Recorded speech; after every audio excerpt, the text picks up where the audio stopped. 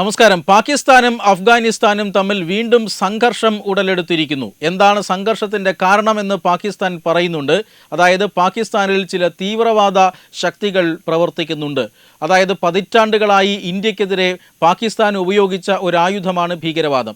എന്നാൽ ഭീകരവാദം ഇന്നിപ്പോൾ പാകിസ്ഥാനെ തിരിഞ്ഞുകൊത്തുകയാണ്. ഇന്ത്യ വിരുദ്ധരായ ഭീകര സംഘടനകളെല്ലാം പാകിസ്ഥാനിൽ നിലനിൽക്കുമ്പോഴും പാകിസ്ഥാൻ വിരുദ്ധരായ കുറേയധികം ഭീകര സംഘടനകൾ അപ്പുറത്ത് രൂപം കൊള്ളുകയായിരുന്നു.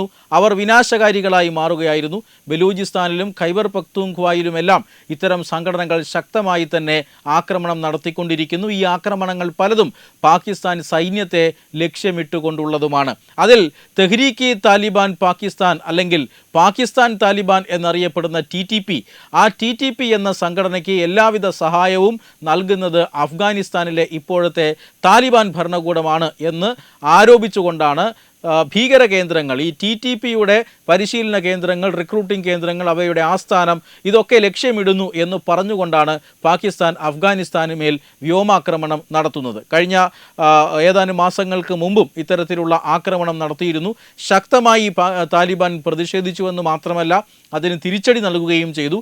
ഇപ്പോഴിതാ വീണ്ടും TTPയുടെ ആക്രമണങ്ങൾക്കെതിരെയുള്ള നടപടി എന്ന രീതിയിൽ പാകിസ്ഥാൻ താലിബാനെ ആക്രമിച്ചിരിക്കുന്നു. ആ ആക്രമണത്തിനും താലിബാൻ ഇപ്പോൾ ശക്തമായ തിരിച്ചടി നൽകിക്കൊണ്ടിരിക്കുകയാണ്. എന്നാൽ ഇപ്പോൾ പാകിസ്ഥാന്റെ ഈ ആക്രമണത്തിൻ്റെ ലക്ഷ്യം TTPയോ മറ്റ് ഭീകര സംഘടനകളോ ഒന്നുമല്ല.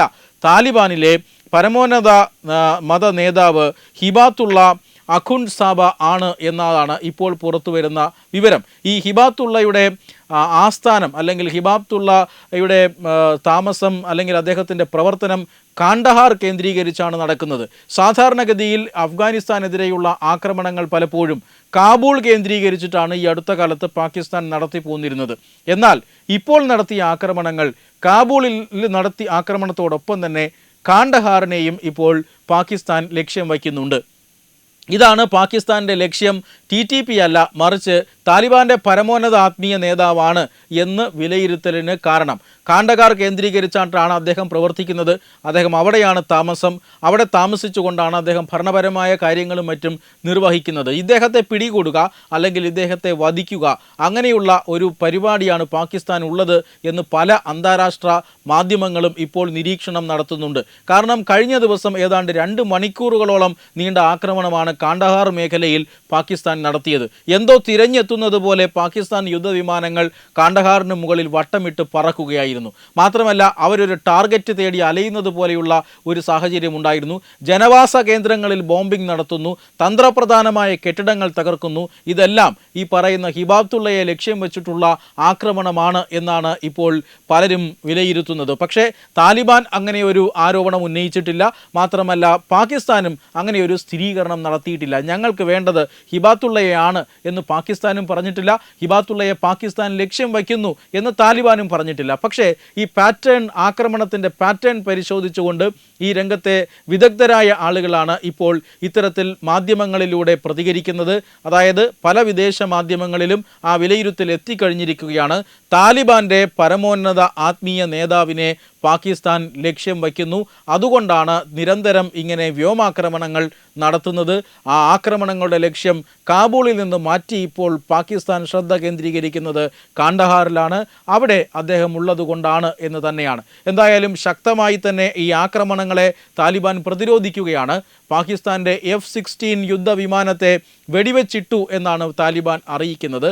ഇത് ഈ ഓപ്പറേഷൻ സിന്ദൂർ കാലത്ത് 5 വിമാനങ്ങൾ വെടിവെച്ചിട്ടു, 6 വിമാനങ്ങൾ വെടിവെച്ചിട്ടു എന്നൊക്കെ പാകിസ്ഥാൻ വീമ്പിളക്കുന്നത് പോലെയല്ല.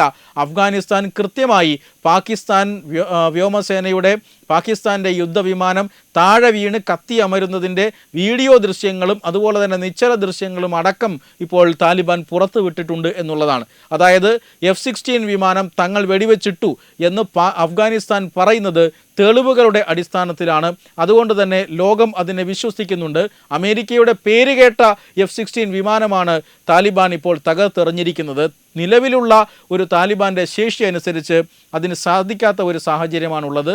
പിന്നെ താലിബാൻ എങ്ങനെയാണ് F-16 അടക്കമുള്ള യുദ്ധവിമാനങ്ങളെ വെടിവെച്ചിട്ടത് എന്ന ഒരു ആശയക്കുഴപ്പം പാകിസ്ഥാനും അമേരിക്കയ്ക്കും ഇപ്പോൾ ഉണ്ടായിക്കൊണ്ടിരിക്കുകയാണ്. എന്തായാലും ഒരു കാര്യം ഉറപ്പാണ്, പാകിസ്ഥാൻ്റെ ലക്ഷ്യം അത് മറ്റൊന്നാണ്. നമ്മൾ കരുതുന്നത് പോലെ തീവ്രവാദത്തെ ഇല്ലാതാക്കുകയല്ല എന്ന നിരീക്ഷണങ്ങളാണ് ഇപ്പോൾ പുറത്തു വന്നുകൊണ്ടിരിക്കുന്നത്. വെബ് ഡെസ്ക് തത്തുമൈ news. Brought you by Kerala AIDS control society.